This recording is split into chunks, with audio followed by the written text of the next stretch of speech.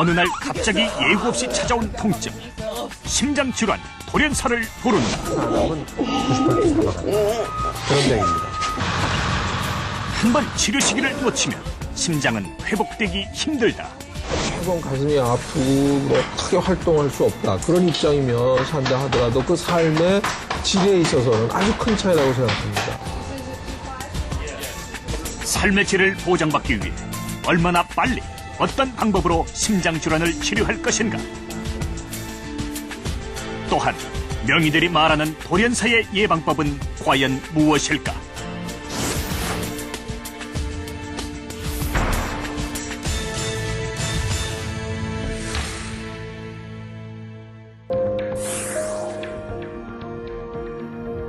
갑자기 세상을 떠날 수도 있다.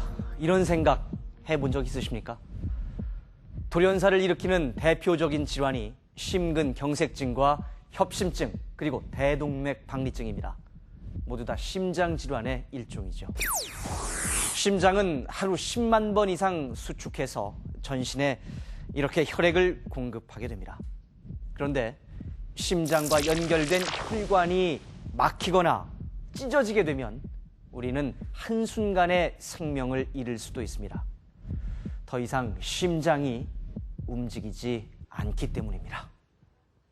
대동맥박리증 수술의 권위자 서울대병원 흉부외과 안혁 교수, 그리고 협심증 치료로 세계 의학계의 주목을 받고 있는 아산병원 심장내과 박승정 교수. 오늘 생로병사의 비밀에서는 두 심장 전문의를 통해서 돌연사를 일으키는 심장질환의 치료와 예방에 대해서 알아보겠습니다.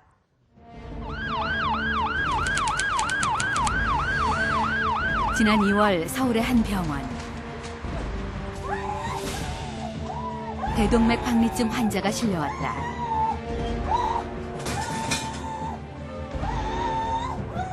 환자는 극심한 통증을 호소했다. 가슴과 등이 찢어지는 듯한 고통. 숨을 쉬기조차 힘든 상황이었다. 그리고 잠시 후 환자가 의식을 잃기 시작했다.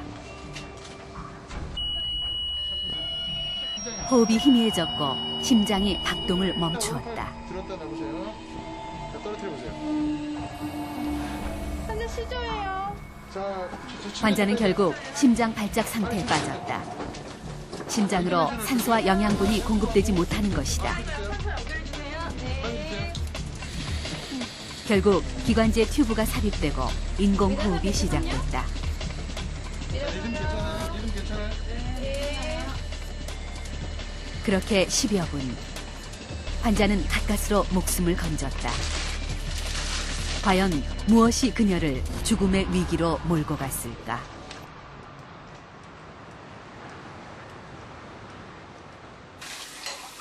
잠시 응급처치를 받고 다시 일상으로 돌아온 신수희 아저씨. 2달이 지났지만 아직도 신 씨는 그때의 기억을 잊지 못한다. 아니, 이 가슴이 터지는 것 같았어요.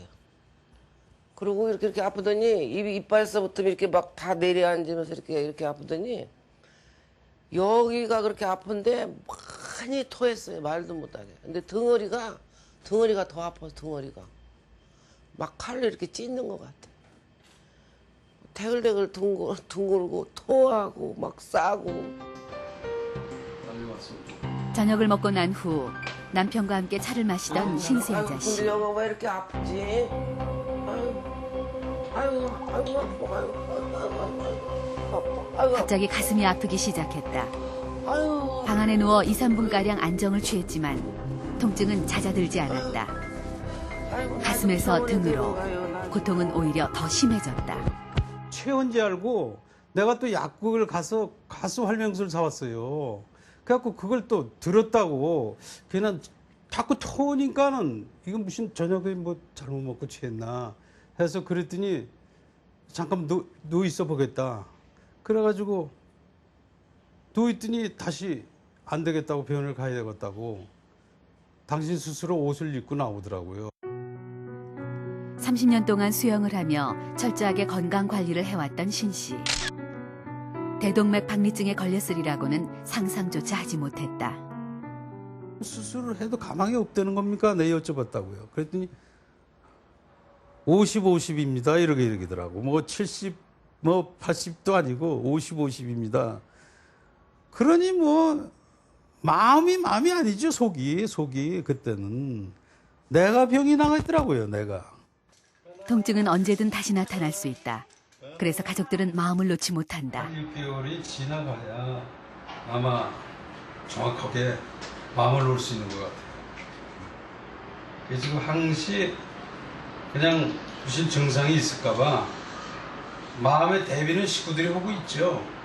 혹시 저기 안 되면 뭐 앰뷸런스를 갑자기 부른다든지 해갖고 서울병원으로 가게끔 준비는 항시 하고 있죠.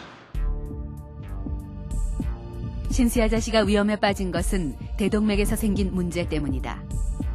대동맥은 심장에서 온몸으로 피를 공급하는 가장 큰 혈관.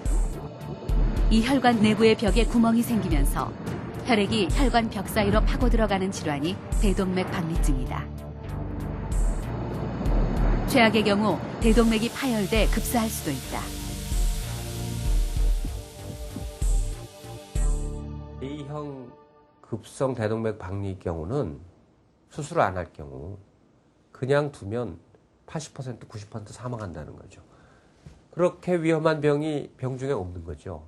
이거는 뭐 거의 정말 교통사고로 비명횡사하는 거나 마찬가지로 수술 안 하면 90% 사망한다. 그런 병입니다. 그런데 우리가 적절하게 치료만 해주면 95% 이상 환자를 살릴 수 있다는 점에서 대단히 그 응급실을 빨리 찾아서 적절한 외과적 수술을 받아야 되는 아주 대표적인 질환이라고 볼 수 있습니다. 그렇다면 환자들은 어떻게 위기의 순간을 감지할 수 있을까?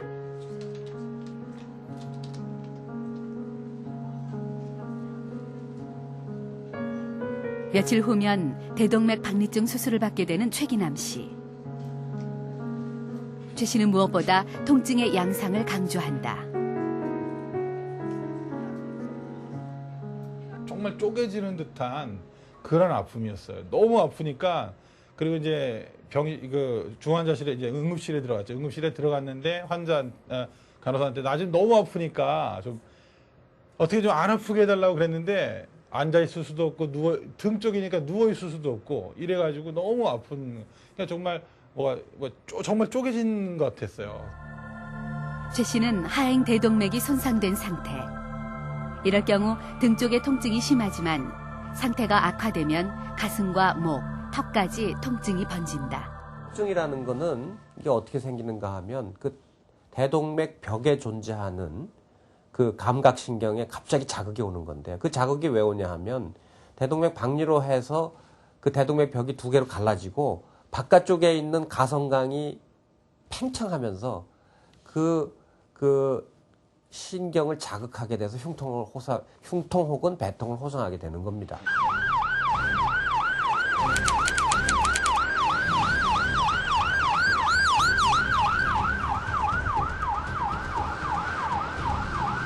지난 3일 한 병원의 응급실. 장종호 씨가 병원에 실려왔다. 터지는 것 같다. 야. 마지막으로 아까 쓰는 건데, 마지막으로. 저 약좀 배울게요. 지금 시한전 지금 아프고. 자다가 일어난 후 갑자기 가슴이 아파 119를 불렀다는 장종호 씨. CT 촬영과 심전도 검사 등 간단한 검사가 이어졌다. 뜻밖의 결과는 심각했다. 급성 심근경색증이었다. 심장으로 피가 통하지 않아 심장 근육이 죽어가고 있는 것이다. 이 상태가 계속된다면 심장이 완전히 정지할 수도 있다. 의료진은 곧바로 시술에 들어갔다. 혈관 속으로 풍선을 넣어 좁아진 부위를 뚫어주고 거기에 그물망을 넣어 혈관을 넓히는 수술.